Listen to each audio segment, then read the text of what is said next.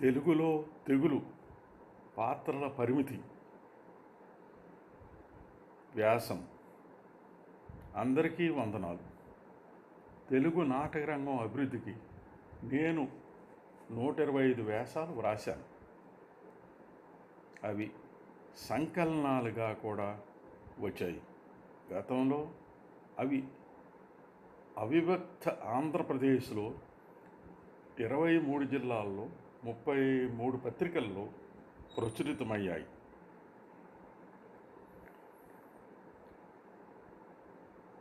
అందులో ఒకటి ఈ వ్యాసం.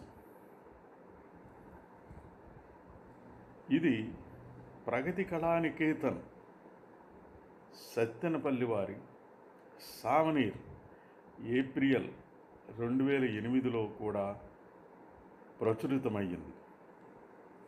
అది మీకోసం. తెలుగులో తెగులు పాత్రల పరిమితి. నాటక ప్రదర్శన జరుగుతున్నప్పుడు మనం చూసే నాటకంలో పాత్రలు నిజమైన వ్యక్తులుగా కనిపిస్తారు. పాత్ర వ్యక్తిత్వంలో కొన్ని లక్షణాలను అతి జాగ్రత్తగా ద్విగుణీకృతం చేసి తక్కినవి తొలగించి నాటకకర్త 2 గంటల్లో వ్యక్తి యొక్క జీవిత చరిత్రనంతా మన కళ్ళ ముందు సాక్షాత్కరింపజేస్తాడు. అది నిజ జీవిత ప్రపంచంలో అయితే అతన్ని తెలుసుకోవటానికి జీవితకాలం పడుతుంది. నాటకకర్త విస్తృతమైన అవగాహన పాత్రను ఎలా ప్రదర్శించాలో ఉంటుంది. ఏమిటి ద్విగుణీకృతం చేయాలో తెలుస్తుంది. ఒక కార్టూనిస్ట్ గీసిన గీతలతో వాస్తవ రాజకీయ వ్యంగ్య చిత్రంలా లేదా వ్యక్తి ప్రతిరూప చిత్రణం పోర్ట్రైట్ తైలవర్ణాలతో చిత్రించినట్టు రంగస్థల పాత్రలను కూడా సృష్టించవచ్చును. సాంప్రదాయంగా అనేక ప్రధాన పాత్రలు నాటక రంగంలో అమోఘంగా ఉన్నాయి. ఎడ్విన్ విల్సన్ రచించిన ద థియేటర్ ఎక్స్పీరియన్స్ గ్రంథంలో ఆధారంగా పాత్రలు రకాలు. 1. అపురూపమైన లేక అసాధారణమైన పాత్రలు, ఎక్స్ట్రార్డినరీ క్యారెక్టర్స్. 2. పోలిక గల పాత్రలు, రిప్రజెంటేటివ్ క్యారెక్టర్స్ లేక శ్రేష్టమైన పాత్రలు. 3. రూఢి పాత్రలు, స్టాక్ క్యారెక్టర్స్. 4. ప్రబలమైన లక్షణం గల పాత్రలు, characters with a dominant trait. 5. లఘు పాత్రలు, మైనర్ క్యారెక్టర్స్. 6. కథకుడు లేక గాయక బృందం లేక నట బృందం, ఏ నెరేటర్ ఆర్ కోరస్. 7. మానవేతర పాత్రలు, నాన్ హ్యూమన్ క్యారెక్టర్స్. ఈ నాటకీయ పాత్రలు నాటక రచయిత సృష్టి కాబట్టి ఇంకా కొన్ని ఇతర పాత్రలతో కలిసి ఉపయోగించడం వల్ల మరికొన్ని లక్షణాలు తీసుకొని వచ్చి సన్నిహిత పాత్రలతో ప్రభావితంగా ఉపయోగించవచ్చును. అవి కథాసారథి, ప్రొటాగనిస్ట్, కథా ప్రతిసారథి, యాంటాగనిస్ట్, విపర్యయము లేక తారతమ్యము పాత్రలు, కాంట్రాస్టింగ్ క్యారెక్టర్స్, ప్రధాన లేక పెద్ద పాత్రలు మరియు లఘు లేక చిన్న పాత్రలు, major and minor characters, orchestration పాత్రలు,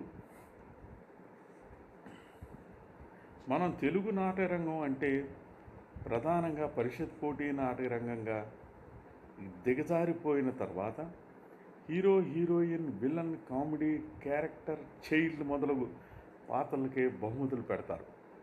కాబట్టి అన్ని నాటకాల్లో అవే పాత్రలు తారసపడతాయి.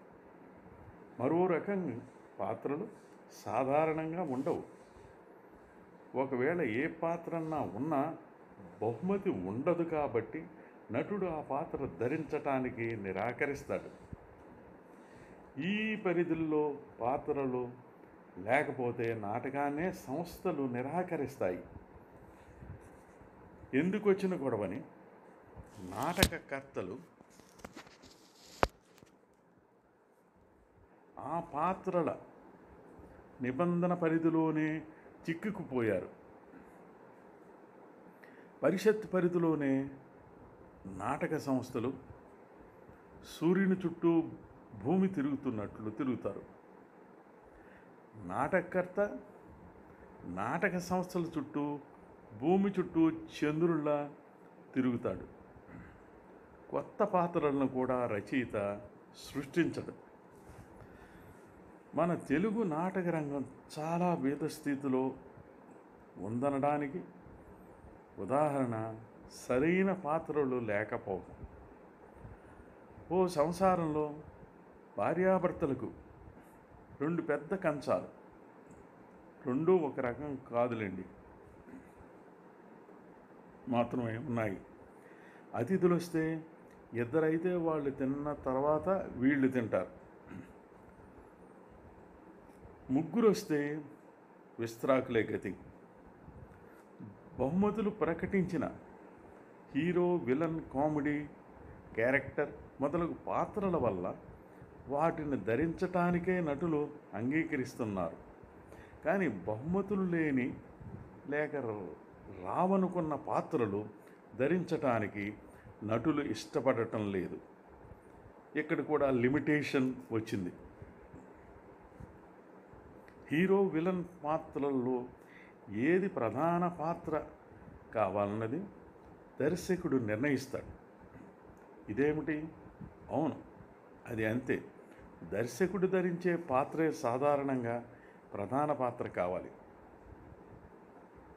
పాపం నాటకానికి రిస్క్ తీసుకునేది అతనే కదా. కనీసం ఒక్క బహుమతి అయినా అతనికి వచ్చేటట్లు నాటకంకర్త చూడాలి కదా. పూర్వకాలంలో చాలా ముఖ్యమైన నాటక రంగం లక్షణంగా కథానాయకుడిగా, కథానాయికగా, ప్రతినాయకుడిగా మొదలగు పాత్రలు ఏదో ఒక విధంగా అసాధారణంగా ఉండేవి. అవి మంచికి చెడుకి ప్రతినిధులు, పోరాటాలు, గెలుపువాటములు ఉండేవి. ఆధునిక నాటక రంగంలో అయిపోయాయి. జీవితంలో క్లిష్టత, వర్గ ప్రతినిధులు, మానసిక విశ్లేషణతో పాత్రలు వస్తున్నాయి. ఇక హీరో హీరోయిన్ విలన్ మొదలగు పాత్రలకు బహుమతులు పట్టడం ఏంటి? ఆధునికత్వం లేనట్టే కదా. తెలుగు నాటక రంగం ఎక్కడ వేసిన గొంగళి అక్కడే ఉన్నట్లు ఉండిపోతోంది. పరిషత్ నిర్వాహకులు తెలుసుకోరు, చెప్పినా వినిపించుకోరు. నలుగురితో నారాయణ, గుంపులో గోవింద. మన తెలుగు పరిషత్ పోటీ నాటకాల్లో బాలపాత్రలు సాధారణంగా ఉండకూడదు. ఉన్న ఒక్క బాలపాత్ర చాలు. అదైనా దర్శకుడు ఒప్పుకుంటేనే, బాలనటుడు లభ్యమైతేనే సాధ్యం. దీనికి కారణం పోటీ నాటక రంగంలో ఊరు వాడ తిరిగితే పిల్లల చదువులు పోతాయి. అందుకు తల్లిదండ్రులు ఒప్పుకోరు. ఎక్కువ బాలపాత్రలు ఉన్న నాటకాలు తీసుకోవటానికి సాధారణంగా సమాజాలు ఇష్టపడవు. ఇక్కడ లిమిటేషన్ వచ్చింది. పరిషత్ నాటక రచయిత పిల్లల్ని సృష్టించలేడు. స్త్రీ పాత్రలు జోలికి వస్తే నటించే వాళ్ళు పారితోషికం తీసుకునే వృత్తి కళాకారిణులు కాబట్టి ఖర్చులు భరించలేని కొన్ని నాటక సమాజాలు స్త్రీపాత్రలు లేని నాటకాలు తీసుకొని ప్రదర్శిస్తున్నారు. ఇక్కడ కూడా లిమిటేషన్ వచ్చింది. తప్పనిసరి పరిస్థితుల్లోనైతే ఒక్క స్త్రీ పాత్ర చాలు. మళ్ళీ ప్రధాన పాత్ర స్త్రీ పాత్ర కాకూడదు. ఇది రూల్ కాకపోయినా మగబుద్ధి. అన్ని పోటీల్లో స్త్రీ పాత్ర దానికే బహుమతులు వస్తే సంస్థ కళాకారులు కష్టపడి వేయటం దేనికి? మనలో మనమాట. మన తెలుగు పరిషత్ నాటకాల్లో గాయక బృందం, నట బృందం, కోరస్ సాధారణంగా ఉపయోగించరు. ఈ బృందానికి ప్రయాణపు ఖర్చులు భరించి పోటీల్లో తిప్పాలంటే కష్టం. పైగా ఈ బృందానికి బహుమతి లేనందున అనవసర ప్రయాస అవుతుందనే భావన. ఇక్కడ మళ్ళీ లిమిటేషన్ వచ్చింది. మన పరిషత్ పోటీ నాటకాలకు మానవీయత పాత్రలు, నాన్ హ్యూమన్ క్యారెక్టర్స్ అనవసరమనే చెప్పవచ్చును. పక్షులు, జంతువులు, రోబోట్స్ మొదలగు పాత్రలలో అయితే మాస్క్ ధరించాలి. అంటే నటుడు ముఖం కనిపించదు కాబట్టి ఏ నటుడు ఆ పాత్రలు ధరించడానికి ఇష్టపడడు. తనకు ఐడెంటిటీ ఉండదని భయం. మరోసారి లిమిటేషన్ వచ్చింది.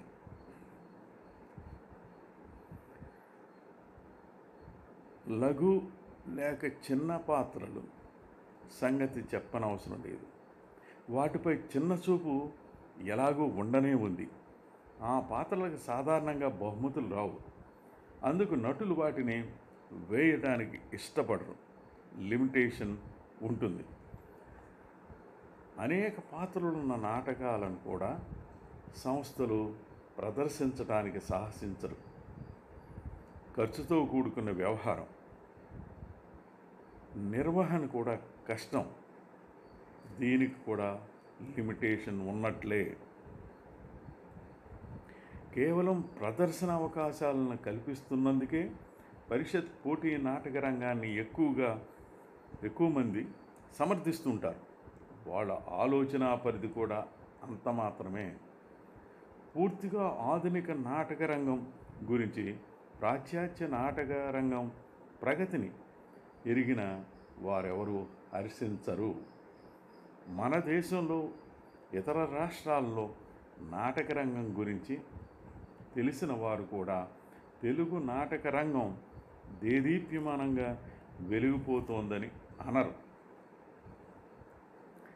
పరిషత్ పోటీ నాటకాల్లో ఉత్తమ నటుడు, ఉత్తమ నటి, ఉత్తమ హాస్య నటుడు, ఉత్తమ ప్రతినాయకుడు, ఉత్తమ క్యారెక్టర్ మొదలగు వాటికి బహుమతులు పెట్టడంతో ఆ పరిధిలోనే నాటకాలు ఉంటున్నాయి. చట్రంలో బిగించేశాయి. గుర్రానికి కళ్ళెం వేసి అదుపు చేసినట్టు. ఈ నిబంధనలతో వైవిధ్యమైన పాత్రలు రచయిత సృష్టించడానికి వీలు లేకుండా పోయింది. నాటక రచయితకు సంకెళ్ళు వేసి స్వేచ్ఛను హరించి వేశారు. భారత రాజ్యాంగంలోనే మార్పులు చేర్పులు జరుగుతున్నాయి. కాలాన్ని బట్టి, పరిస్థితులను బట్టి మనం మారాలి. పరిషత్ పోటీ నాటకకర్తలు అంటే నిర్వాహకులు నిబంధనలను సవరించే రోజు ఎప్పుడు వస్తుందో ఆశగా ఎదురు చూద్దాం. అప్పుడే తెలుగు నాటక రంగం ప్రగతి పదంలో పయనించటం ప్రారంభమవుతుంది. దేవుడా రక్షించు నా తెలుగు నాటక రంగాన్ని. నమస్తే. కొత్తపల్లి బంగారరాజు.